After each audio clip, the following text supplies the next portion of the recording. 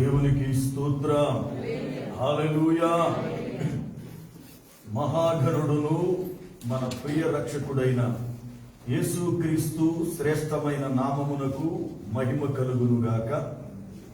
ఈ రాత్రి వేళ పునరుద్ధానపు ఆరాధనకు కూడి వచ్చినటువంటి మీ అందరికీ, దేవుని సేవకులకు నా హృదయపూర్వకమైన వందనాలు.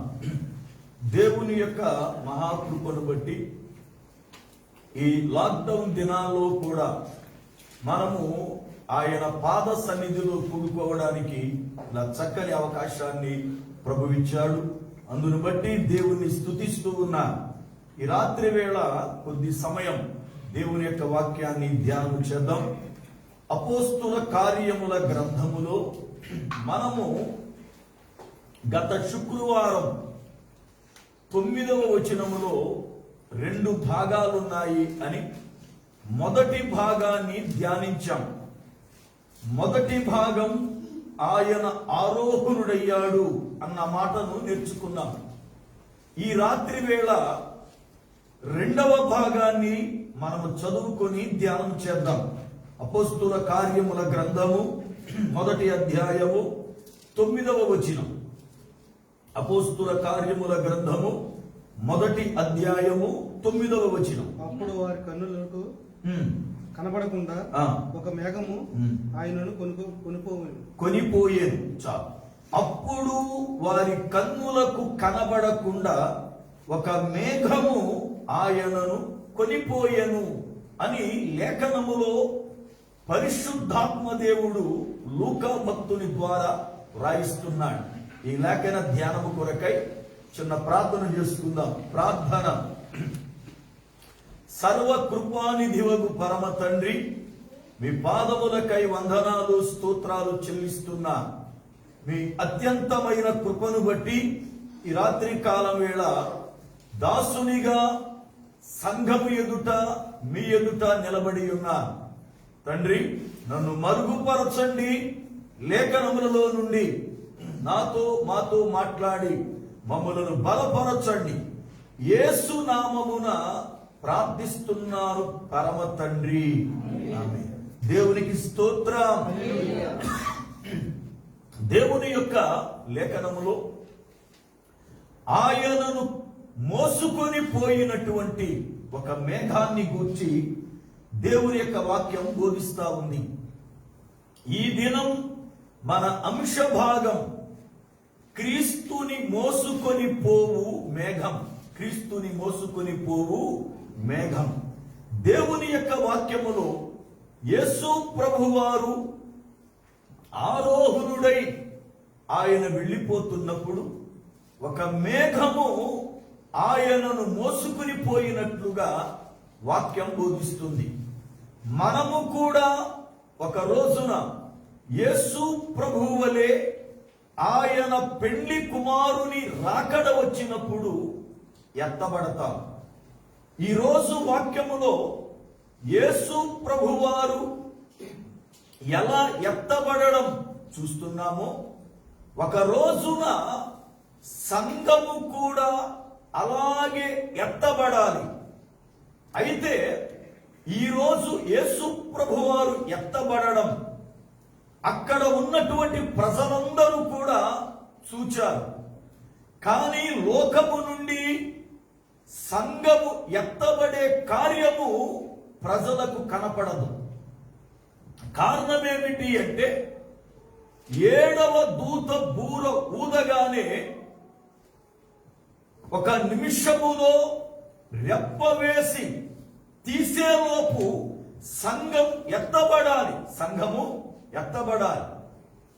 ఒకవేళ ఆ రెప్ప పాటులో ఎత్తబడకపోతే అపవాదికి సంఘం దొరికిపోతుంది.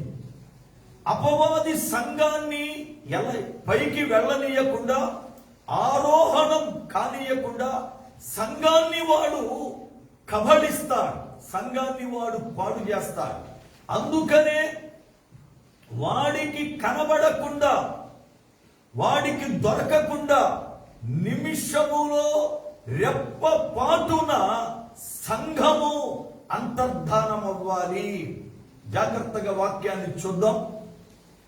ప్రకటన గ్రంథం 12వ అధ్యాయము 4-5 వచనములు. ప్రకటన గ్రంథం 12వ అధ్యాయం 4-5 వచనములు.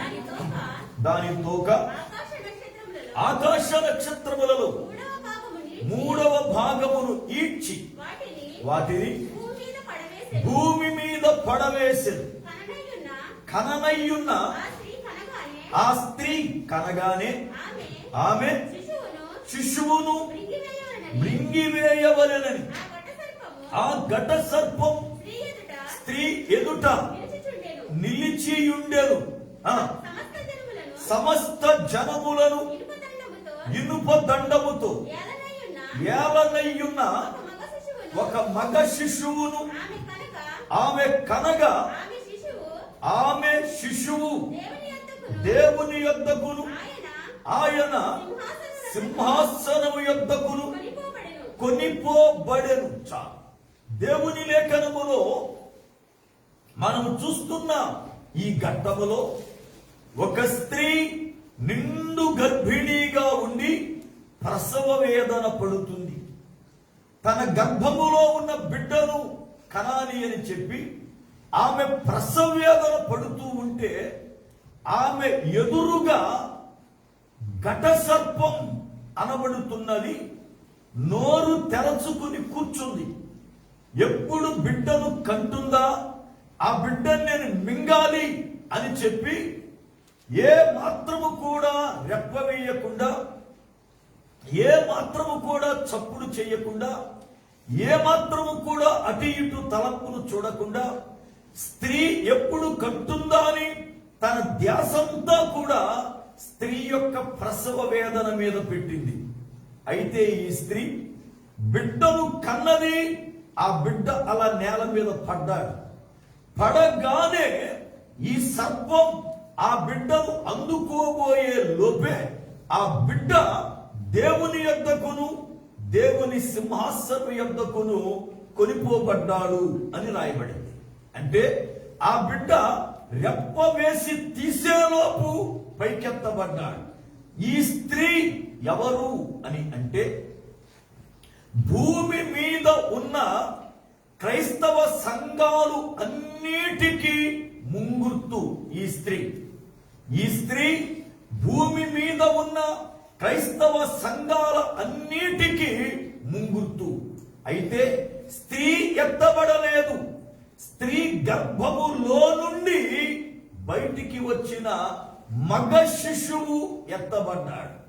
భూమి మీద ఈ రోజున కొన్ని కోట్ల సంఘాలు ఉన్నాయి, క్రీస్తు సంఘాలు, క్రైస్తవ సంఘాలు భూమి మీద కొన్ని కోట్లు ఉన్నాయి.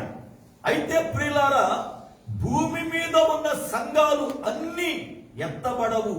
కానీ సంఘాలలో ఎవరైతే మగసిరి కలిగిన వారై ఉంటారో, సంఘాలలో ఎవరైతే మగ శిశువుగా పెరుగుతున్నారో వాళ్ళు మాత్రమే ఎత్తబడతారు. ఎవరు ఈ సంఘాలలో మగసిరి కలిగినటువంటి వారు, ఈ సంఘములలో మగ శిశువుగా పెరుగుతున్న వారెవరు అని అంటే, ఎవరైతే జయ జీవితం కలిగి ఉంటారో వారిని మగ శిశువు అని వాక్యం బోధిస్తుంది. ఎందుకంటే యాకోబు భక్తుని గురించి వాక్య వివరణ చేస్తూ యాకోబు ఎలాంటి వాడు అంటే అతడు మగసిరి గలవాడై దేవునితోనూ దూతతోనూ పోరాడి గెలిచాడు అని వర్ణించాడు. హోషేయ గ్రంథం 12వ అధ్యాయం 2-3 వచనాలు చదువుదాం. పరిశుద్ధ గ్రంథములో నుండి హోషేయ గ్రంథము 12వ అధ్యాయము 2-3 వచనాలు. యూదా వారి మీద యెహోవాకు వ్యాజ్యము పుట్టెను. యాకోబు సంతతి వారి ప్రవర్తనను బట్టి ఆయన వారిని శిక్షించెను. వారి క్రియలను బట్టి వారికి ప్రతీకారము చేయును. చూడండి, తల్లి గర్భమందు యాకోబు తన సహోదరుని మడిమెను పట్టుకొనెను. మగసిరి కలవాడై అతడు దేవునితో పోరాడెను. అతడు దూతతో పోరాడి జయము నొందెను. మగసిరి కలిగిన వాడు ఎవరు? ఆ మగ శిశువు అంటే జయ జీవితం కలిగిన వాడు. యేసు ప్రభు యొక్క పెండె కుమారుని రాకడకు ఎత్తబడాలి అంటే సంఘములో మనము మగసిరి కలిగిన వారమై ఉండాలి. మగసిరి కలిగినటువంటి వ్యక్తికి శ్రేష్టమైన అనుభవాలు ఉన్నాయి. ఏమిటి అంటే పోరాడే అనుభవం, పోరాటములో గెలిచిన అనుభవం. కనుక దేవుని వాక్య ప్రకారం ఆ స్త్రీ భూమి మీద ఉన్న సంఘమైతే ఆ మగ శిశువు సంఘాలలో దేవుని రాకడ కొరకై ప్రత్యేకించి సిద్ధపడుతున్నటువంటి సార్వత్రిక సంఘం. ప్రత్యేకించి రాకడ కొరకై మగసిరి కలిగిన వానిగా ఆయత్తపడుతున్న సంఘం మగసిరి సంఘం. అయితే ఇప్పుడు ఆ ఎత్తబడే సంఘాన్ని అపవాది మింగాలను చూస్తున్నాడు. స్త్రీని మింగాలను చూడటల్లా. కారణం స్త్రీ ఎత్తబడలే. కనుక ఇప్పుడు ఎత్తబడేవారు ఎవరో వారిని మృంగాలని, వారిని ఎత్తబడనీయకుండా ఆపాలని వాడు ప్రయత్నం చేస్తా ఉన్నాడు. ఈ రోజున సంఘములో అనేక మంది ఉండొచ్చు. సంఘములో ఉన్న వాళ్ళందరి జోలికి అపవాది రాడు. సంఘములో ఎవరైతే ఎత్తబడడానికి వారి ఆత్మీయ జీవితాన్ని మగసిరి కలిగిన జీవితముగా మార్చుకున్నారో, ఎవరైతే పోరాడి జయము పొందిన అనుభవంలో ఉన్నారో వారిని మాత్రమే అపవాది మృంగడానికి ప్రయత్నం చేస్తా ఉన్నాడు. అందుకనే ఇప్పుడు వాడి చేతికి దొరకకుండా ఉండాలి అంటే సంఘం నిమిషములో రెప్పపాటున ఎత్తబడాలి. ఏ మాత్రం ఆలస్యమైనా వాడికి సంఘం దొరుకుతుంది, సంఘాన్ని వాడు పాడు చేస్తాడు. అందుకే వాక్య గ్రంథం ప్రకారం దేవుని పిల్లలైనటువంటి వారు నిమిషములో రెప్పపాటున కడపులో మ్రోగగానే ఎత్తబడాలి. అయితే ఎత్తబడేటప్పుడు యేసు ప్రభువారు ఒక్కరే గనక ఒక మేఘము వచ్చి ఆయనను తీసుకుని వెళ్ళింది. అయితే దేవుని పిల్లలమైన మనం అనేకులము గనుక, దేవుని పిల్లలమైన మనం అనేక మందిమి గనుక మన కొరకు మేఘములు వస్తాయి. దేవునికి స్తోత్రం. యేసు ప్రభు కొరకు ఒక్క మేఘం వస్తే మన కొరకు అనేక మేఘాలు వచ్చి యేసు ప్రభు వారిని ఎలా తీసుకుని వెళ్ళాయో, పల్లకీలో పెళ్లి కుమారుణ్ణి తీసుకువెళ్ళిన రీతిగా మేఘం యేసు ప్రభు వారిని తీసుకుని పోయినట్టుగా సంఘమైన మన కొరకు కూడా మేఘాలు వస్తాయి. మనము ఆ మేఘాల మీద ఎత్తబడతాం. దేవుని స్తోత్రం. వాక్యం చూడండి, తెసలోనిక మొదటి పత్రిక 4వ అధ్యాయం 17వ వచనం. తెసలోనిక మొదటి పత్రిక 4వ అధ్యాయం 17వ వచనం. మేము ప్రభు మాటను 17 ఆ మీదట సజీవులమై నిలచియుండు మనము, చూడండి, వారితో కూడా ఏకముగా ప్రభువును ఎదుర్కొనుటకు ఆకాశ మండలమునకు మేఘముల మీద కొనిపోబడుదుము. మేఘములు బహువచనం కదా. మేఘముల మీద మనము కొనిపోబడతాం. అనగా దేవుని సంఘం ఎలా ఎత్తబడుతుంది పైకి అంటే మేఘములు వచ్చి వారిని పిల్లరా తీసుకుని వెళతాయి. అనగా మేఘం ఒక వాహనము వలె దేవుని కొరకై వాడబడుతున్న ఒక పాత్ర వలె కనబడుతున్నట్లుగా లేఖనం చూస్తున్నాం. యేసు ప్రభువారు ఆరోహణుడై వెళ్ళేటప్పుడు ఆయనను మోసుకొని పోయే ఒక వాహనముగా, ఆయన వాడుకునే ఒక పాత్రగా మేఘము కనబడుతుంది. భూమి మీద నుండి పరలోక రాజ్యానికి ఎలాగ మేఘం యేసు ప్రభువారిని మోసుకుని పోయిందో అలాగునే దేవుని యొక్క పాత్రగా వాడబడేవారు లేక దేవుడు వాడుకునేవారు కూడా క్రీస్తుని ఈ లోకమందు అనేక స్థలాలకు మోసుకుని పోవాలి. అనేక స్థలాలకు మోసుకుని పోవాలి. పరిశుద్ధ గ్రంథములో మేఘము విశ్వాసికి సాదృశ్యం. విశ్వాసికి సాదృశ్యం. చూడండి వాక్యాన్ని. యెషయా గ్రంథం 60వ అధ్యాయము 8వ వచనం. యెషయా గ్రంథము 60వ అధ్యాయము 8వ వచనం. మేఘము వలెను ఎగయు గువ్వల వలెను గూళ్ళకు ఎగసి వచ్చు వీరు ఎవరు? దేవుని యొక్క లేఖనములో యెషయా గ్రంథకర్త వ్రాస్తూ ఉన్నాడు. ఆయన చూచినటువంటి సంగతిని వివరిస్తూ ఉన్నాడు. మేఘము వలెను ఎగయు గువ్వల వలెను ఎగసి వాళ్ళ గూళ్ళకు వస్తున్న వీరు ఎవరు అంటే ఎత్తబడే సంఘాన్ని గురించి ఈ మాట రాశాడు ఆయన. ఎత్తబడే సంఘం మేఘము వలె వెళుతూ ఉందట. మేఘం వలె ప్రయాణం చేస్తుందట. కనుక ఇప్పుడు వాక్య గ్రంథములో మేఘము విశ్వాసికి సాదృశ్యమైతే ఆ దినమున మేఘం ఏ రీతిగా యేసు ప్రభు వారిని కొనిపోయిందో మోసుకుని పోయిందో నేడు దేవుని పిల్లలైన విశ్వాసులు కూడా యేసు ప్రభు వారిని వాక్య రూపుడైన ఆ ప్రభువుని అనేక స్థలాలలోనికి మోసుకుని పోవాలి. అనేక స్థలాలలోనికి తీసుకుని పోవాలి. కారణం క్రీస్తు సువార్త లోకములో ప్రకటించబడాలి అంటే క్రీస్తుని మోసుకుపోయే మేఘాలు కావాలి. విశ్వాసులు ఎలా ఉండాలి అంటే క్రీస్తుని మోసుకుని పోయే మేఘాలులాగా ఉండాలి. కానీ భక్తి నిలబడని మేఘము వలె ఉండకూడదు. ఈ రోజున వాక్యము బోధిస్తున్న సత్యం ఏమిటంటే ప్రతి విశ్వాసి కూడా క్రీస్తు అనబడుతున్న దేవుని వాక్యమును అనేక స్థలాలలోనికి మోసుకుని పోయే ఒక వాహనముగా ఉండాలి, ఒక పాత్రగా ఉండాలి. మనం క్రీస్తుని కలిగిన వారమై క్రీస్తు పిల్లలుగా జీవిస్తూ ఉంటే మన ద్వారా సువార్త లేని ప్రాంతాలకు, దేవుని వాక్యము లేని ప్రాంతాలకు, దేవునంటే తెలవని ప్రాంతాలకు క్రీస్తుని ఆ మేఘమైన మనం మోసుకుని పోవాలి. కానీ ఎందుకు మోసుకుపోవటం లేదు? మనం ఎవరి దగ్గరికైనా వాక్యాన్ని మోసుకుని వెళుతున్నామా? సువార్త లేని వారి దగ్గరికి ఎప్పుడైనా మనం వెళ్ళి వారికి యేసు ప్రభుని గూర్చిన సువార్తను ప్రకటిస్తున్నామా?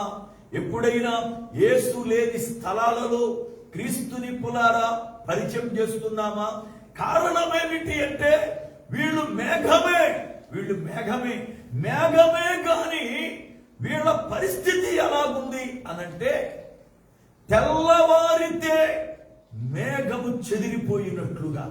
అంటే రాత్రంతా మేఘాలు కనబడుతున్నాయి, రాత్రి వేళ చక్కగా మేఘాలు కనపడుతున్నాయి, కానీ తెల్లవారితే మేఘం చెదిరిపోయినట్లుగా చాలా మంది ఆత్మీయ జీవితాలు కనబడుతున్నాయి. వాక్యం చూద్దాం. హోషేయ గ్రంథము 6వ అధ్యాయము 4వ వచనం. హోషేయ గ్రంథం 6:4. ఎఫ్రాయిము నిన్ను నేను ఏమి చేతును, యూదా నిన్ను ఏమి చేతును. చూడండి, తెల్లవారగానే కనబడు మేఘము ఎగిరిపోవునట్లు ప్రాతకాలమున పడు మంచు ఆవిరైపోవునట్లును మీ భక్తి నిలువకపోయెను. దేవుని వాక్యం అంటుంది, ఇదిగో మేఘవలే రాత్రంతా బాగానే కనబడుతున్నావు, మేఘవలే రాత్రంతా బాగానే ఉన్నావు, కానీ తెల్లవారితే మేఘము కనబట్టలే. ఆ యొక్క సూర్యుని ఎండలో మేఘము కనబడకుండా అది పిల్లరా ఇదిగో పోతూ ఉందట. అంటే భక్తి నిలబడలేదట. చాలా మందిలో తెల్లవారడం అనగా ఎండ ప్రారంభం అవ్వడం, వేడిమి ప్రారంభమవడం. చల్లగా ఉన్నప్పుడు మేఘం బాగానే ఉంది, కొంచెం వేడి ప్రారంభమైతే ఆ మేఘం కనబట్టల్లా. ఇప్పుడు ఎక్కడుంది ఆ మేఘం తెలియదు, ఎటుపోయింది ఆ మేఘం తెలియదు, ఉందా తెలియదు. భక్తి నిలబట్టలేదు. దానికి అర్థం ఏమిటి అంటే, చల్లగా ఉండడం అంటే అన్ని బాగున్నప్పుడు విశ్వాసిగా బాగానే ఉంటాం మనం, ఎందుకంటే అన్ని బాగున్నాయి. కొంచెం వేడి తగలడం అనగా కొద్దిగా శ్రమలు రావడం ప్రారంభమైతే, కొద్దిగా కష్టాలు రావడం ప్రారంభమైతే, కొద్దిగా ఇరుకులు రావడం ప్రారంభమైతే, కొంచెం నిందలు రావడం ప్రారంభమైతే మన భక్తి ఏమవుతుంది అంటే పోతుందట. అనగా రాత్రి నిలబడిన భక్తి తెల్లారగానే కొనిపోతుంది. శ్రమలు వచ్చినప్పుడు విశ్వాసి నిలబడడం నేర్చుకోవాలి, శోధనలు వచ్చినప్పుడు నిలబడడం నేర్చుకోవాలి. కానీ శ్రమలలో క్రీస్తుని విడిచి లోకములో కలిసిపోతున్నాం, క్రీస్తుని విడిచి దూరమైపోతున్నాం.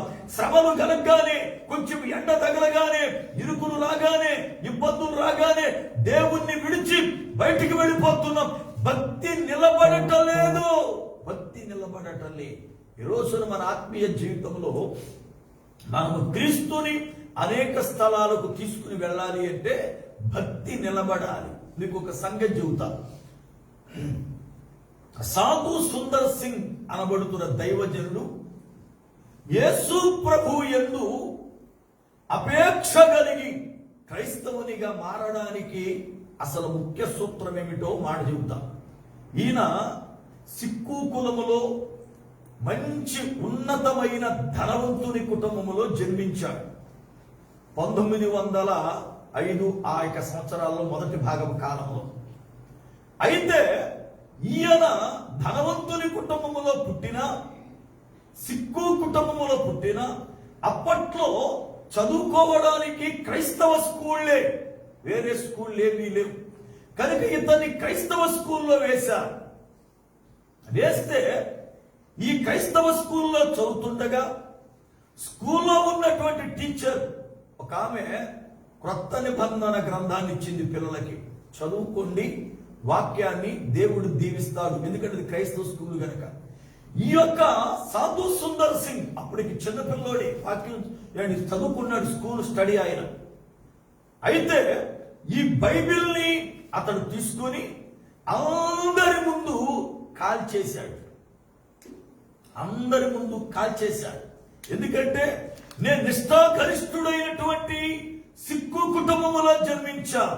క్రైస్తవులు అనేవారు మన దేశం వారు కాదు, బైబిల్ మనకు సంబంధం లేనిది, ఇది అంటరాని వారి యొక్క మతం అన్నట్లుగా అతని హృదయంలో చెడు బీజం నాటబడి బైబిల్ని కాల్చేశాడు. చిన్న వయసులో చదువుకునేటప్పుడు, అప్పుడు బహుశా 6వ 7వ తరగతి చదువుతున్నాడు. ఎందుకంటే యేసు ప్రభుని సాధు సుందర్ సింగ్ విశ్వసించింది 16వ సంవత్సరంలో.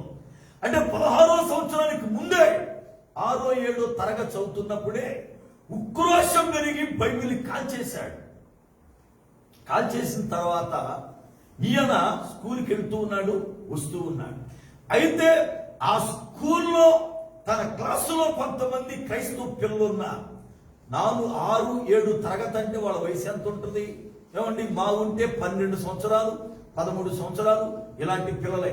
అయితే ఆ యొక్క భోజనానికి బెల్లగొట్టినప్పుడు అందరూ కూడా వారి వారి యొక్క క్యారేజీలు తీసుకుని తింటూ ఉంటుంటే ఒక చిన్న పిల్లవాడు, సాధు సుందర్ సింగ్ తో క్లాసులో ఉన్నటువంటి ఒక పిల్లోడు భోజనం చేయకోకుండా స్కూల్కి ప్రక్కనే ఒక పాడైపోయినటువంటి ఒక స్థలం ఉంటే అక్కడికి వెళ్ళి మోకాళ్ళుంచి ప్రార్థన చేస్తూ ఉన్నాడు. సాధు సుందర్ సింగ్ భోజనం చేసుకుని అటు ప్రక్కకు వెళితే ఏదో శబ్దం వినబడతా ఉంది, మాట్లాడబడుతున్నాయి.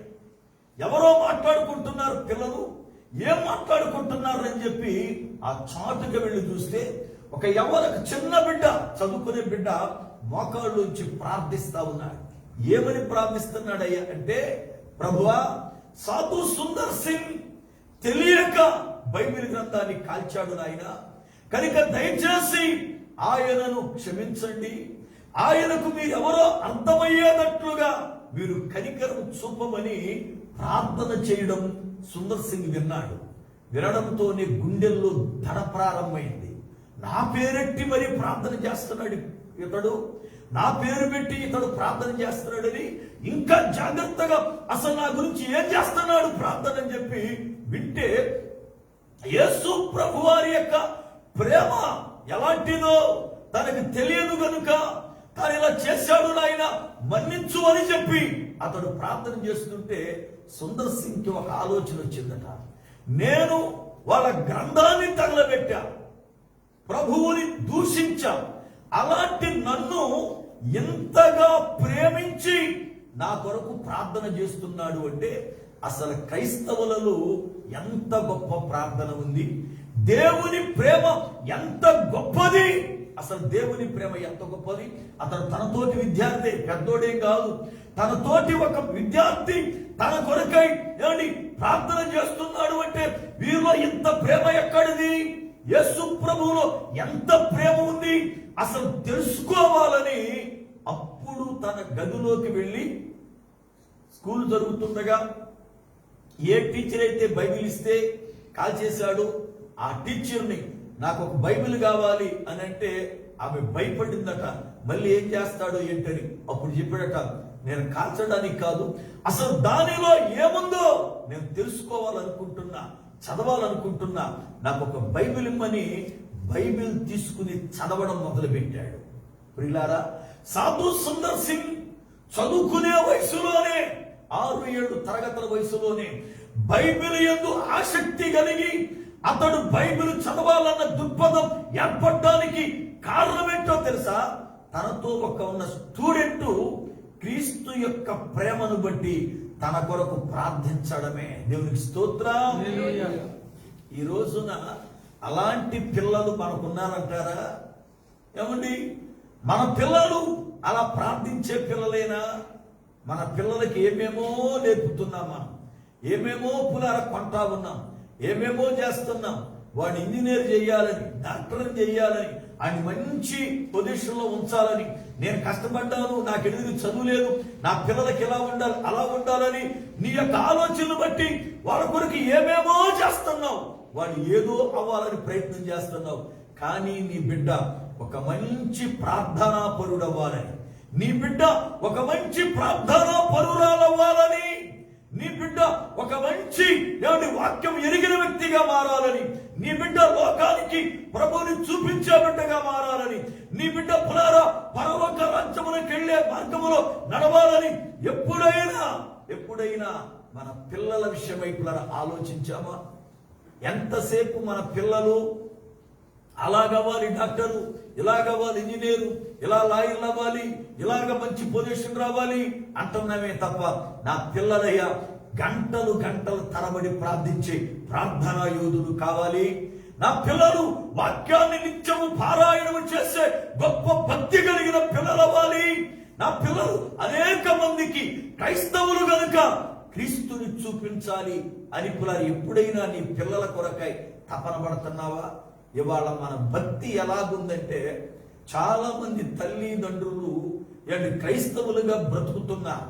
మేము క్రైస్తవులం అంటున్నారు, మేము గుడి కడుతున్నాం అంటున్నారు, కానీ వీళ్ళ పిల్లలు చూస్తే లోకములు బ్రతుకుతున్నారు. నాకు ఒక సహోదరి తెలుసు, ఆమె సువార్త ప్రకటిస్తుంది, ఆమె ప్రవచనాలు చెప్పుద్ది అనేక మందికి. నేను గొప్ప స్పీకర్ని, గొప్ప ప్రార్థన పరురాల్ని అని పాపం భ్రమపడతా ఉంటది. అయితే వాళ్ళ అబ్బాయి ఏం చేస్తాడు తెలుసా? ఆడికి ఒక సినీ యాక్టర్ అంటే ఒక పిచ్చి. ఆ సినీ యాక్టర్ సినిమా విడుదలైతే ఈడే తనకు రిబ్బను కట్టుకుని ఆ బ్యానర్లు కడతాడు. తల్లి చూస్తేనేమో నేను భక్తి కలిగిదాన్ని అంటది, నేను వాక్యం ప్రకటిస్తానంటది. వీడు చూస్తేనేమో సినిమాల దగ్గర ఉంటాడు. ఇవాళ ఎంతమంది పిల్లలు ఇలాంటి దౌర్భాగ్యమైన భ్రష్టమైన జీవితాన్ని జీవిస్తా ఉన్నారు? నీ పిల్లలు ప్రార్థన కలిగిన వారేనా? సాధు సుందర్ సింగ్ కార్చిన బైబిల్ని తిరిగి చదవాలన్న ఆశ పుట్టడానికి తన తోటి విద్యార్థి కారణం. ఈ రోజున మన ఆత్మీయ జీవితంలో మన పిల్లల గురించి ఎన్నడూ కూడా ఆలోచించట్లేదు. మన పిల్లలకి ఏదో సంపాదించాలా, ఏదో చదివించాలా, వాడు కష్టపడకూడదు అనుకున్నాం. నీకు ఒక మాట చెప్పనా, భూమి మీద వాడు కష్టపడకపోతే రేపు ప్రభు రాకొడొస్తే అగ్నిగుండములో ఏడవలసి వస్తుంది. అగ్నిగుండములో ఏడవలసి వస్తుంది. ఎందుకో తెలుసా, భూమి మీద వాడు కష్టపడితే క్రీస్తుని తెలుసుకుంటే పరలోకములు యుగయుగములు సంతోషంగా ఉంటాడు. ఇవాళ వాడు కష్టపడకూడదని వాడిని పిల్లల సుకుమారితనముగా నువ్వు పెంచితే వాడు స్వామరుడైపోతాడు. స్వామరుడైపోతే వాడి జీవితం తులారా. జాగ్రత్త సుమ. పిల్లల విషయంలో ఎలా ఉంటున్నామో ఆలోచించాలి. చాలా మంది భక్తి కొంచెం శ్రమలు వస్తే చాలు, కొంచెం ఇబ్బందులు వస్తే చాలు, కొంచెం కష్టాలు వస్తే చాలు, వాళ్ళ భక్తి నిలబడటలే.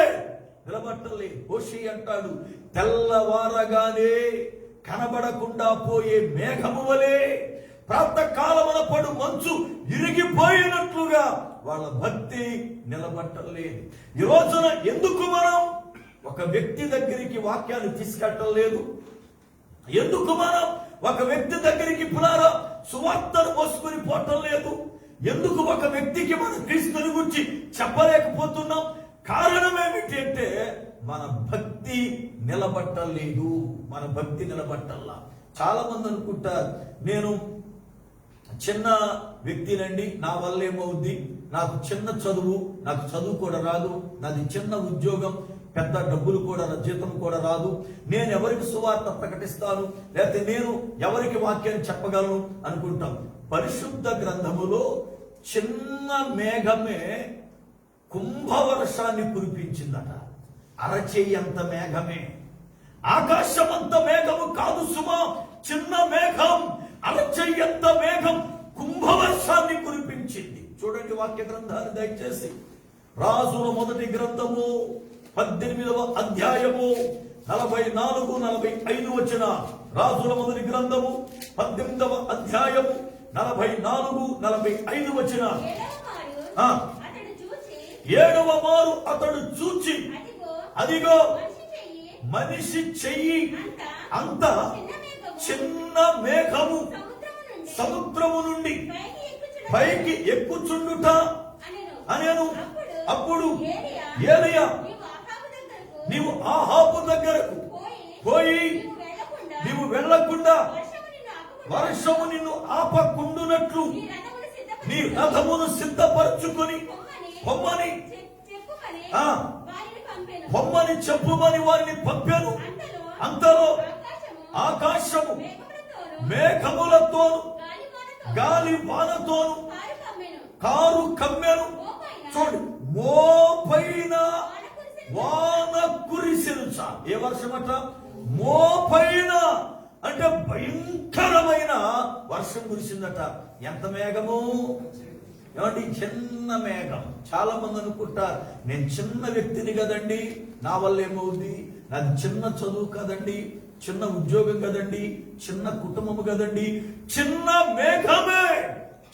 మేఘమే మోపైన వర్షాన్ని కురిపించింది. నువ్వు కనపడడానికి చిన్నగా కనపడతావు, కానీ నీలో ఉన్నవాడు లోకములో ఉన్నవాడి కంటే గొప్పవాడు. దేవుని స్తోత్రం.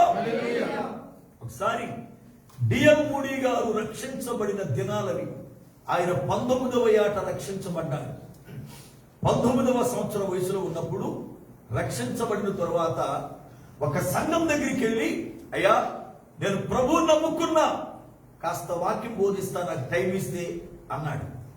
ఆ సంఘ కాపరి పెద్ద వయసు 60 సంవత్సరాల దగ్గరుంటే నవ్వి, నువ్వేం బోధ చేస్తావు, ఈ సంఘానికి నేను కాపరిని, నా అనుభవం ఎంతో తెలుసా, నేను ఎలాంటి ప్రసంగాలు చేస్తాను తెలుసా, నువ్వేం చేస్తావు అని చెప్పి ఖాళీ లేదు ఇప్పుడు అని పిల్లలు పంపించేశాడు.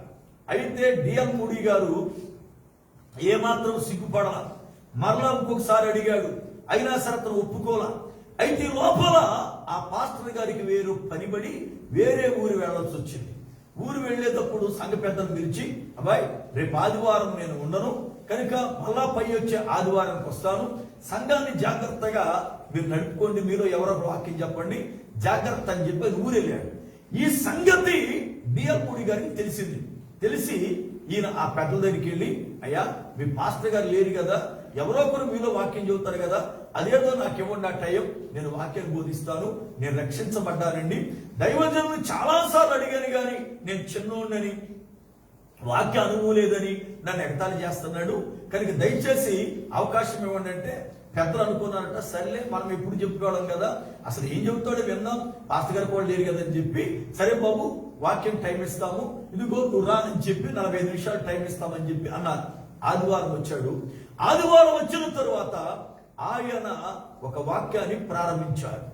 ఏంటా వాక్యము అంటే యోహాను సువార్త 3వ అధ్యాయం 16వ వచనం అన్నమాట.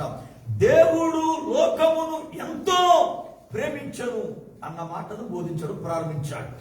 45 నిమిషాలన్నది గంట దాటిపోయింది, అయినా వాక్యం అవలేదు. ప్రజలందరూ చాలా ఆసక్తిగా వింటా ఉన్నారు. కాకపోతే ఆరాధన గనక ఇంకెక్కువ టైం మాట్లాడకూడదని చెప్పి ఆయన వాక్యం ఆపేశాడు అన్నట. వాక్యం అవ్వలేదు, చాలా ఉంది కానీ టైం లేదు కదా అన్నట.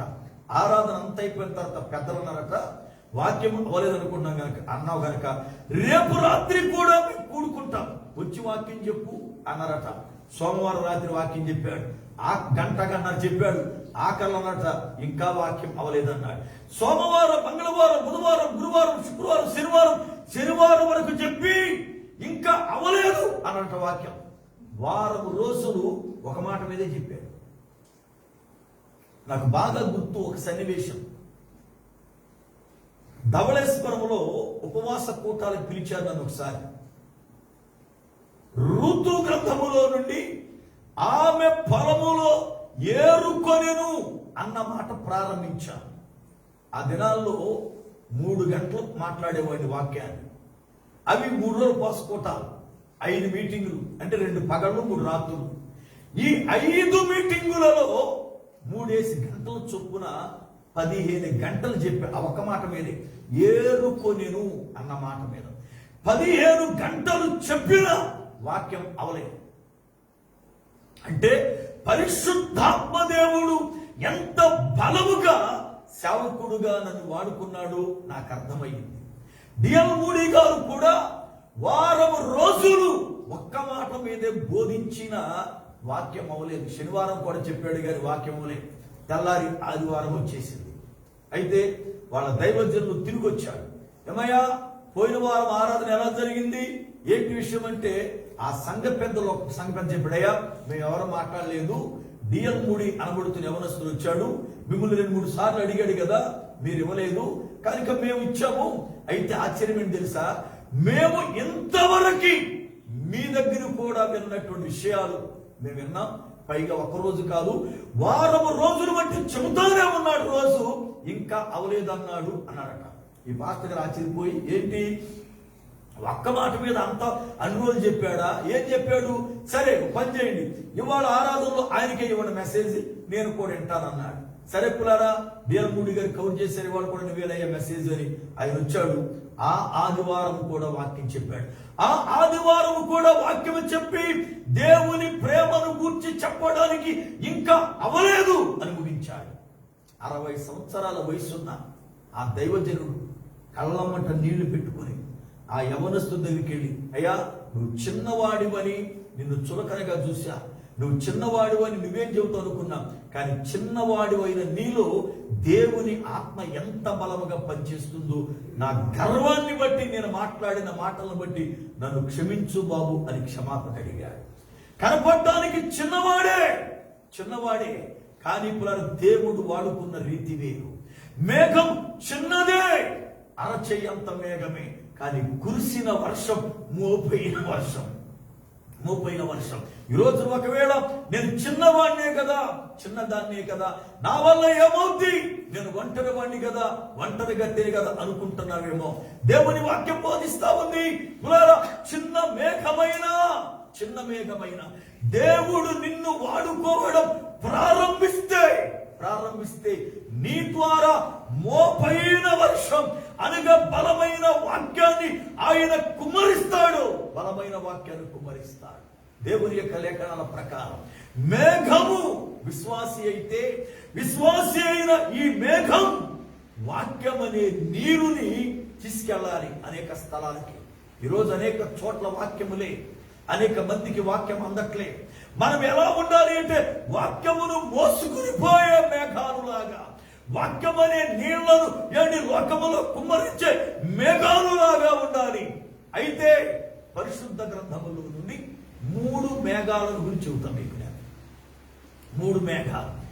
ఏ మేఘముగా నీ ఉంటే దేవుని వాక్యాన్ని మోసుకుపోగలవు, ఏ మేఘముగా నీ ఉంటే దేవుని వాక్యం నీ ద్వారా లోకములో ప్రకటించబడుతుందో 3 మేఘాల గురించి మనం నేర్చుకుందాం. చూడండి, యోబు గ్రంథం 37వ అధ్యాయం 11వ వచనం.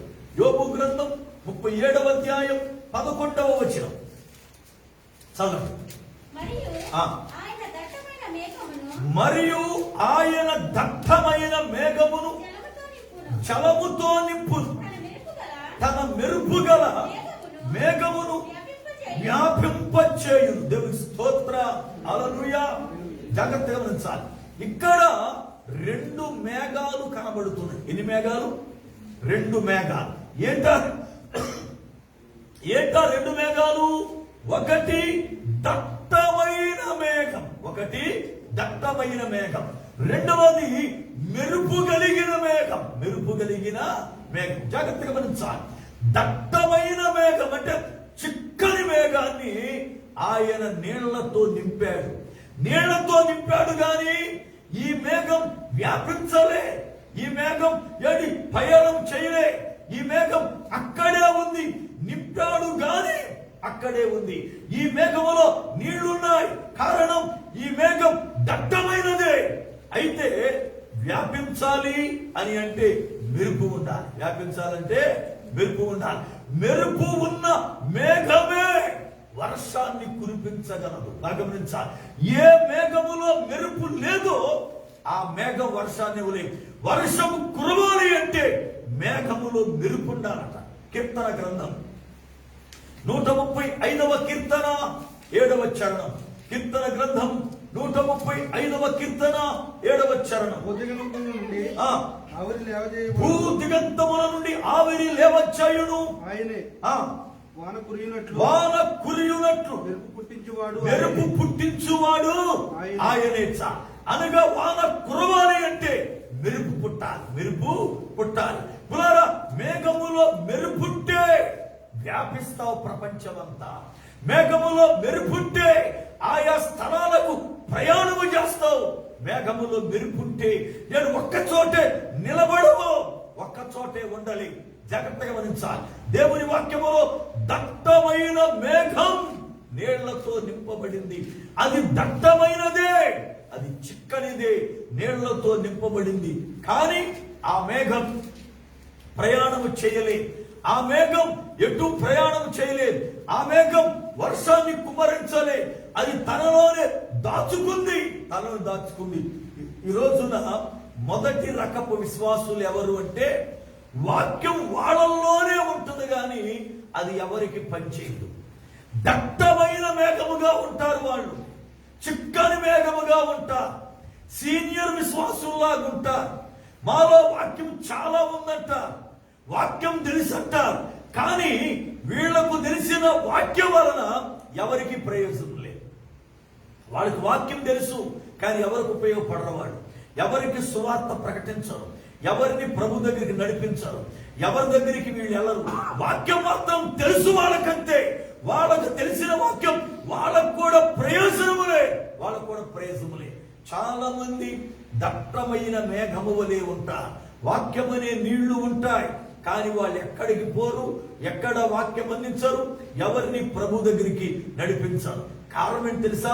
వాళ్ళు ప్రయాణము చేయాలి అంటే, వాళ్ళు సువార్తని మోసుకొని పోవాలి అంటే, వాళ్ళు సువార్త వాక్యాన్ని కుమ్మరించాలి అంటే వాళ్ళల్లో మెరుపు లేదు.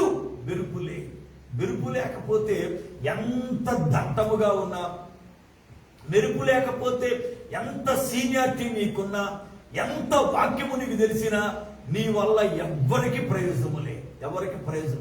నీకు బాగా వాక్యం తెలుసు, నువ్వు సీనియర్ విశ్వాసివే కానీ నీ వల్ల ఎవరు వాక్యాన్ని ఎరగరు, నీ వల్ల ఎవరు వాక్యము ద్వారా బలపడరు, నీ వాక్యము ద్వారా ఎవరికి ప్రయోజనం లేదు. కానీ అదే మేఘములో మెరుపు ఉంటే ఆ మెరుపు ప్రయాణం చేస్తుంది. ఆ మెరుపున్న మేఘం ఒక చోట నిలబడదు, ఒక చోట నిలబడదు. కారణం ఏంటి తెలుసా? మెరుపు కలిగిన మేఘము అది ప్రయాణం చేస్తూ ఉంది. మెరుపు దేనికి సాదృశ్యము అని అంటే పరిశుద్ధాత్మ దేవునికి సాదృశ్యం. దేవునికి స్తోత్రం. మేఘమైన నీలో నువ్వు సువార్తను ప్రకటించాలి అంటే అనేక మంది దగ్గరికి నీ ద్వారా వాక్యం వెళ్ళాలి అంటే అనేక మందికి నీవు వాక్యం అందించాలి అని అంటే నీలో పరిశుద్ధాత్మ దేవుని శక్తి ఉండాలి, పరిశుద్ధాత్మ కార్యం నీలో జరగాలి. అందుకే యేసు ప్రభు వారు ఆయన శిష్యులతో చెప్పిన మాట, అయినను మీరు పరిశుద్ధాత్మను పొందేదరు, పరిశుద్ధాత్మ మీ మీదికి వచ్చినప్పుడు మీరు శక్తిని పొందుతారు, అప్పుడు సువార్తను భూ దిగంతాల వరకు తీసుకుని పోతారు. యూదయ, సమరయ, యెరూషలేములలోను భూ దిగంతముల వరకును మీరు సాక్షులుగా ఉంటారు. అంటే ఎప్పుడైతే పరిశుద్ధాత్మను పొందారో, ఎప్పుడైతే పరిశుద్ధాత్మ ప్రకాశం మీలో కనబడుతుందో అప్పుడే మీరు ఒక చోట నిలబడలే, ప్రయాణం చేస్తూ ఉంటారు, కదులుతూ ఉంటారు. ఆ మెరుపు కదిలిస్తుంది మేఘాన్ని. యేసు ప్రభు వారు నికోదేముతో మాట్లాడుతూ ఆయన ఒక సందర్భంలో నికోదేముతో చక్కని విషయాలు మాట్లాడాడు. ఏమని తెలుసా? గాలి ఎటు నుండి వచ్చి ఎటు పోతుందో తెలవనట్లుగా ఆత్మను పొందిన వాడు కూడా ఎటు వెళ్తాడో, ఎటు తిరిగి వస్తాడో, ఎక్కడుంటాడో తెలియదట. ఎందుకంటే ఆత్మ ఆ వ్యక్తిని నడిపిస్తూ ఉంటుంది. చూడండి వాక్య గ్రంథాన్ని, యోహాను సువార్త 3వ అధ్యాయం 6వ వచనం నుండి. యోహాను సువార్త 3వ అధ్యాయం 6వ వచనం నుండి.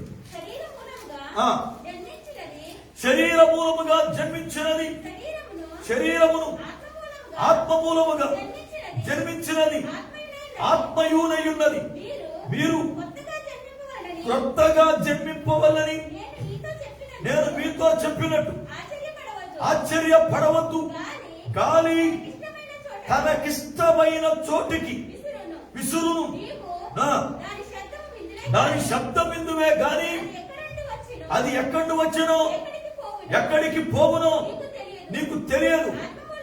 ఆత్మ మూలముగా జన్మించిన ప్రతి వాడును అలాగే ఉన్నాడు. దేవుని స్తోత్రం. వాక్యం బోధిస్తుంది, ఆత్మగాని నీలో ఉంటే, నువ్వు పరిశుద్ధాత్మను పొంది ఉంటే, ఆత్మ నీలో ప్రకాశిస్తూ ఉంటే నిన్ను కుదురుగా కూర్చోలేదు, నిన్ను నిలబడలేదు. ఎంతో మందికి సువార్త లేదు, నడు. ఎంతో మంది వాక్యము కొరకు ఎదురు చూస్తున్నారు, నడు. ఇదిగో పలా స్థలంలో వాక్యం ప్రకటించాలి, నడు.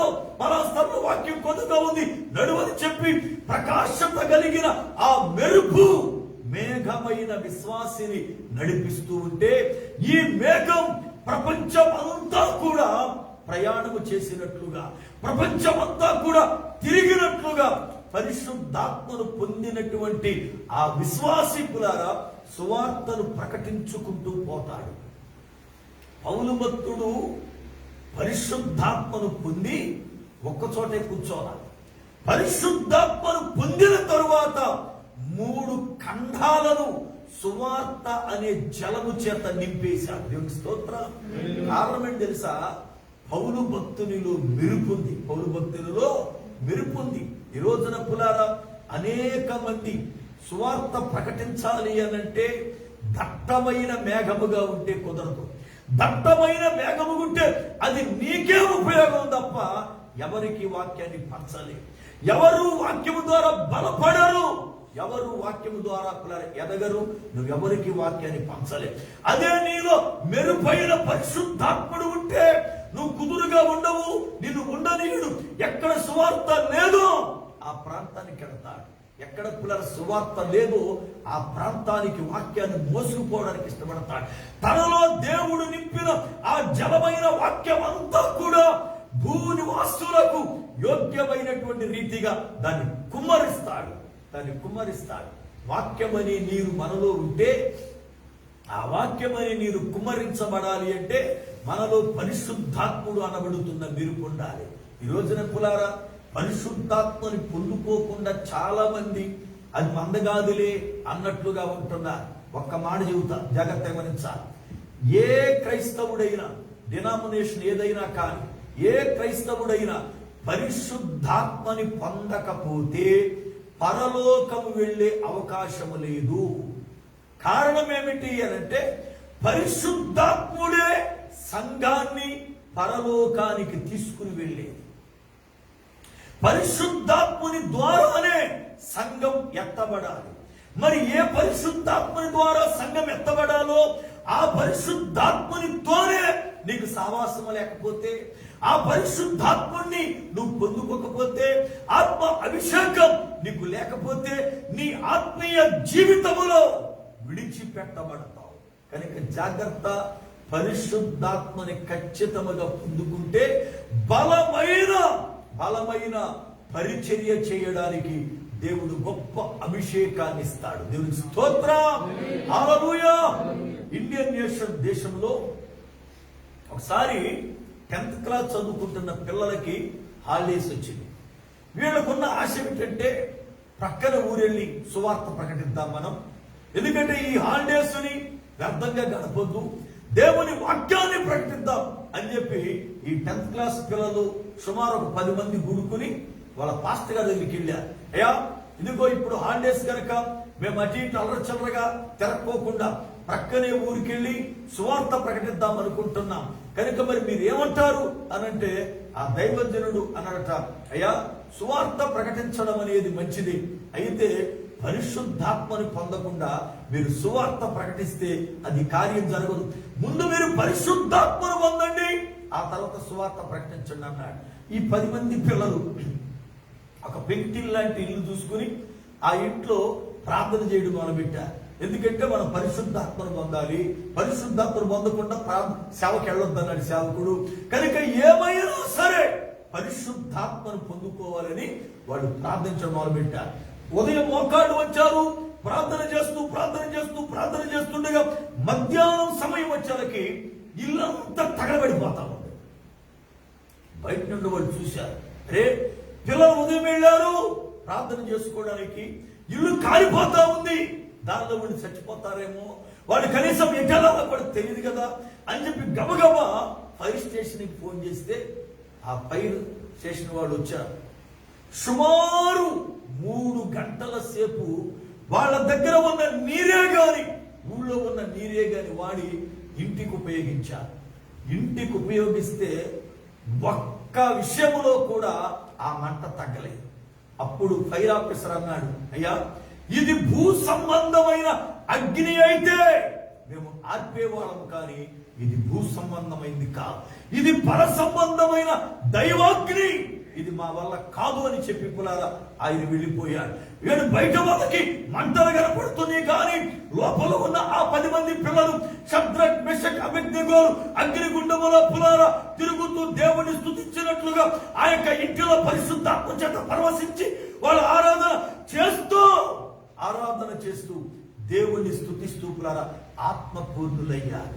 ఇక ఆ తర్వాత వాళ్ళు బయటకు వచ్చి వాక్యం ప్రకటించడానికి పులారా వాళ్ళు బయలుదేరి వెళితే అద్భుతమైన కార్యాలు వాళ్ళ జీవితాలను చూశారు. వాళ్ళు 10th క్లాస్ పిల్లలే, కానీ వాళ్ళు చేసినటువంటి కార్యాలు పులారా అద్భుతమైన కార్యాలు.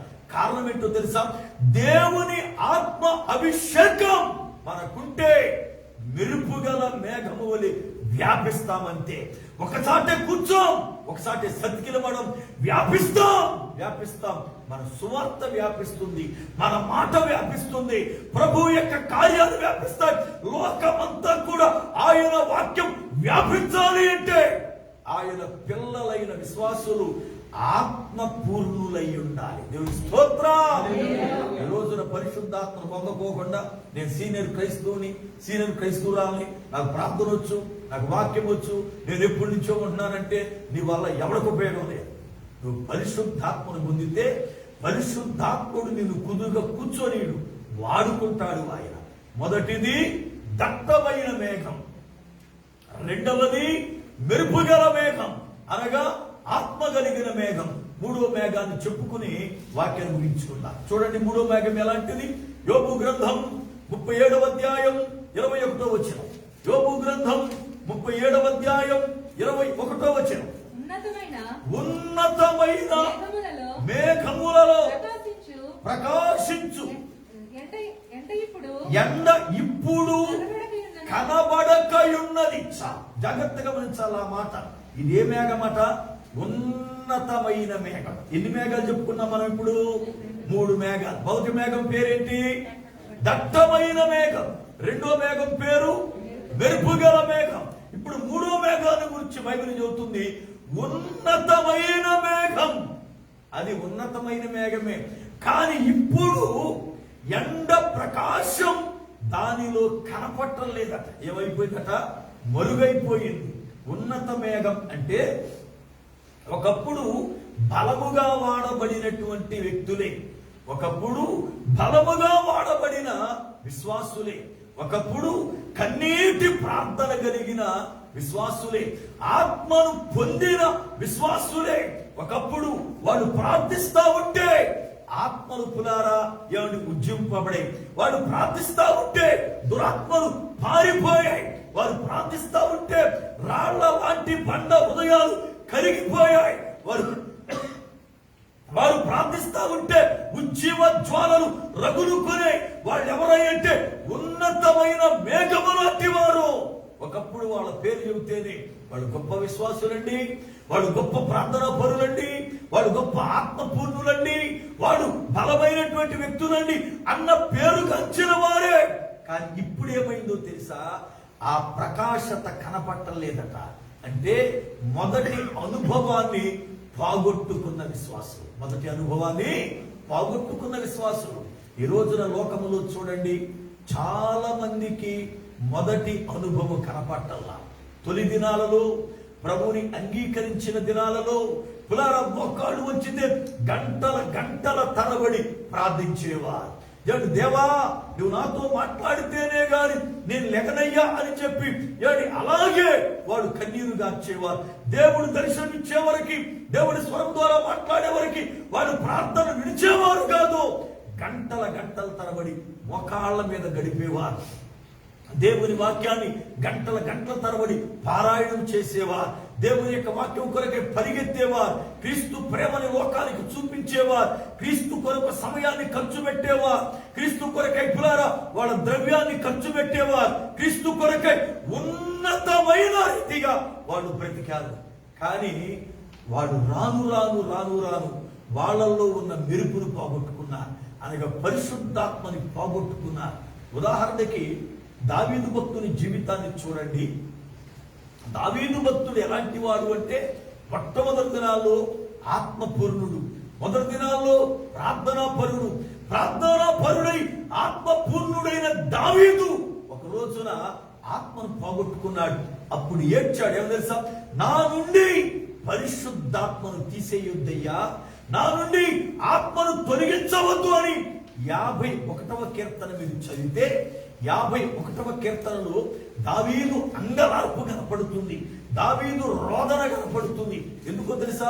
బత్షెబాను పాడు చేసిన తరువాత అతడు పులారా బత్షెబాను పాడు చేయడమే కాకోకుండా బత్షెబా భర్త అయిన ఊరియాను చంపించాడు కనుక పులారా ఆ యొక్క కార్యాలను బట్టి దేవుని ఆత్మ దావీదు విడిచేసింది. ఆయన అంటాడయ్యా, నీ పరిశుద్ధాత్మని నా నుండి తీసేయొద్దు, నీ పరిశుద్ధాత్మ నా నుండి తొలగించవద్దు. దావీదు భక్తుడు ఉన్నతమైన మేఘము లాంటి వాడే, కానీ మొదటి మెరుపు ఇప్పుడు లేదు, మొదటి భక్తి లేదు, మొదటి ఆత్మ నింపుదల లేదు. కారణం దాన్ని పోగొట్టుకున్నాడు.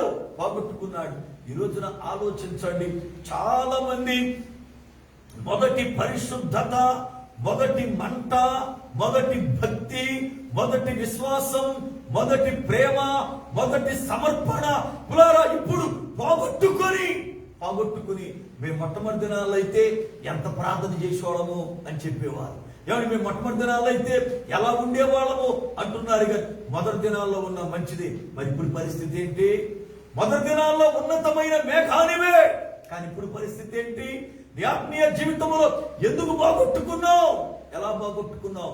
విశ్వాసులు క్రీస్తుని మోసుకుని పోయే మేఘము వలె ఉండాలి. క్రీస్తుని మోసుకుని పోవాలి అనగా ఆయన వాక్యాన్ని మోసుకుని పోవాలి. మోసుకుని పోవాలి అంటే మెరుపు అనబడుతున్న పరిశుద్ధాత్ముడు ప్రతి విశ్వాసిలో ఉండాలి. కానీ ఈ రోజున అపవిత్రమైన కార్యాలను బట్టి, గర్వాన్ని బట్టి, అతిశయాన్ని బట్టి, కుయుక్తుల్ని బట్టి, లోకాశలను బట్టి, హృదయంలో ఉన్న అపవిత్రతను బట్టి పరిశుద్ధాత్ముడు వాళ్ళు విడిచిపెట్టారు. పరిశుద్ధాత్మని పోగొట్టుకొని ఈ రోజున పురాణ ఉన్నతమైన విశ్వాసులన్న పేరుంది కానీ ఈ రోజున వాళ్ళలో దేవుని ఆత్మ లేకపోవడం వల్ల వారి వల్ల ఏ ప్రయోజనము లేదు. ఈ రోజున మన ఆత్మీయ జీవితంలో మనం ఏ మేఘము వలె ఉన్నామో పరిశీలన చేసుకోవాలి. ఎందుకంటే ఒకప్పుడు బలముగా ఎదిగి ఇప్పుడు చల్లారిపోయిన ఉన్నతమైన మేఘములాగున్నామా? ఒకప్పుడు పులారా బలముగా పనిచేసి ఈ రోజున చల్లబడిపోయినటువంటి విశ్వాసులుగా బ్రతుకుతున్నామా? లేదు, ఆత్మను కలిగి క్రీస్తుని మోసుకుని పోయే మెరుపు గల మేఘముగా ఉన్నామా? లేదు, మన మట్టికి మనమే నాకు వాక్యం బాగా తెలుసు, నేను సీనియర్ని, నాకంతా తెలుసు అనుకుంటూ దట్టమైన మేఘములాగా నీవు మాత్రమే పులారా వాక్యముతో నిండి ఎవరికి ప్రయోజనం లేక ఉన్నావో ఆలోచించాలి. ఎందుకో తెలుసా? మేఘము క్రీస్తుని కొనిపోయిందట. విశ్వాసి స్వార్థను కొనిపోవాలి. విశ్వాసి క్రీస్తుని కొనిపోవాలి. క్రీస్తు లేని స్థలాలు ఎన్నో, క్రీస్తు లేని ప్రాంతాలు ఎన్నో, క్రీస్తు లేనటువంటి హృదయాలు ఎన్నో, క్రీస్తు లేనటువంటి పులార కుటుంబాలు ఎన్నో ఈ రోజు లోకములో ఉన్నాయి. ఎక్కడికో ఎల్లక్కర్లా నీ కుటుంబములోనే క్రీస్తు లేడు తెలుసా నీకు? నీ బిడ్డలలోనే క్రీస్తు లేడు తెలుసా నీకు? నీ భార్యలోనే క్రీస్తు లేడు తెలుసా నీకు? నీ భర్తలోనే క్రీస్తు లేడు. కారణం వాడు మార్పు చెందలేదు, వాడు మార్పు చెందలేదు. వాడు ఎక్కడికో దూరపక్కర్లా మన కుటుంబాలలోనే క్రీస్తు లేడు. అందుకే తల్లిదండ్రులు రక్షణ పొందలేదు, అన్నదమ్ములు రక్షణ పొందలేదు, అక్కాజీలు రక్షణ పొందలేదు. పులారా మన వారు ఎవరు రక్షించబడలేం. మనం మాత్రం రక్షించబడ్డాం, విశ్వాసం అనుకుంటున్నాం. మనం మాత్రం రక్షించబడ్డాం, గొప్పోడం అనుకుంటున్నాం. మనం మాత్రం రక్షించబడ్డాం. ఎవరి పులారా మన డబ్బు మనమే కొట్టుకున్నాం. కానీ బైబిల్ అన్న మాట తెలుసా? నువ్వు రక్షించబడి నీ ద్వారా నీ ఇంటి వారు ఎవరు రక్షణ పొందకపోతే నీకన్నా చెడ్డ విశ్వాసం ఇంకో మనిషి ఉండదంట. అంటే నువ్వు ఎంత పనికిమాలిన వ్యక్తి అని బైబిల్ చెబుతుంది. చూడండి వాక్యాన్ని. తిమోతికి రాసిన మొదటి పత్రిక 5వ అధ్యాయం 8వ వచనం. తిమోతికి రాసిన మొదటి పత్రిక 5:8. చూడండి, ఎవడైనను స్వకీయులను అంటే సొంత ప్రజలను విశేషముగా తన ఇంటి వారిని సంరక్షింపక పోయిన ఎడల వాడు చూడండి విశ్వాస త్యాగము చేసిన వాడై అవిశ్వాసి కన్నా చెడ్డవాడవును. ఎంత భయంకరమైనది ఆ మాట!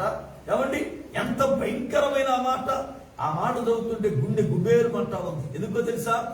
విశేషముగా తన ఇంటి వారిని రక్షించుకోకపోతే, విశేషముగా తనను బట్టి తన ఇంటి వారు రక్షణ పొందకపోతే అతడు విశ్వాస త్యాగం అంటే విశ్వాసాన్ని విడిచిపెట్టిన వాడై అవిశ్వాసి కన్నా చెడ్డవాడైపోయాడట. ఈరోజు నువ్వు రక్షించబడ్డావు, నీ పిల్లలు రక్షించబడ్డారా? నువ్వు రక్షించబడ్డావు, నీ కుటుంబం రక్షించబడిందా? నువ్వు రక్షించబడ్డావు, నీ తల్లిదండ్రులు రక్షించబడ్డారా? నువ్వు రక్షించబడ్డావు, నీ కుటుంబంలో నీ ఇంటి వారు రక్షణ పొందకపోతే నీవెలాంటి వ్యక్తి కంటే అవిశ్వాసి కన్నా చెడ్డ వ్యక్తివి. కారణం, నీ ద్వారా ఎవరూ ఒకడు రక్షించబడలే, నీ మట్టుకు నువ్వే రక్షించబడ్డాను అని చెప్పుకున్నావంతే. నీ వల్ల ఎవరికి ప్రయోజనం లేదు. యేసు ప్రభు అందరి కొరకు తన రక్తాన్ని కార్చాడు, అందరి కొరకు సిలువలో తన ప్రాణాన్ని పెట్టాడు, అందరి కొరకు ఆయన మరణించాడు. అలాంటప్పుడు దేవుని ఎరిగిన నీవు అందరికీ ఆయన సువార్తను మూసుకుని పోయే మేఘముగా ఉండాలి. అలాంటి మేఘముగా పరిశుద్ధాత్మ దేవుడు మనలను సిద్ధపరచునుగాక. ఆమేన్. ప్రార్థన చేసుకుందాం. ప్రార్థన. మహాఘనుడవైన మా పరమ తండ్రి, నీ పాదములకై వందనాలు స్తోత్రాలు చెల్లిస్తా ఉన్నా. మీ అత్యంతమైన కృపను బట్టి ఈ రాత్రి కాల వేళ ప్రభువా, నీ సేవకునిగా బలహీనుడని నన్ను మరుగుపరిచి కనికరము చూపి వాడుకున్న మీ అపారమైనటువంటి కృప కొరకే స్తోత్రాలు. ప్రభువా, మేము మెరుపుగల మేఘముగా నాయన మారి వ్యాపించేటట్లుగా చెయ్యండి నాయన. లోకమంతా నీ సువార్త వ్యాపకరణం జరగాలి. మమ్మల్ని మార్చండి. విత్తబడిన వాక్యం నీరు గట్టి ఫలింపుదా ఇచ్చేయండి. ప్రతి విధమైన అభ్యంతరాల ఆటంకాలు యేసు నామమున దూరపరచండి. ఈ రక్త ప్రోక్షణ మా పైన ప్రోక్షించి మమ్మల్ని సిద్ధపరిచి బలపరచండి. యేసు నామమున ప్రార్థిస్తున్నాను పరమ తండ్రి, ఆమేన్.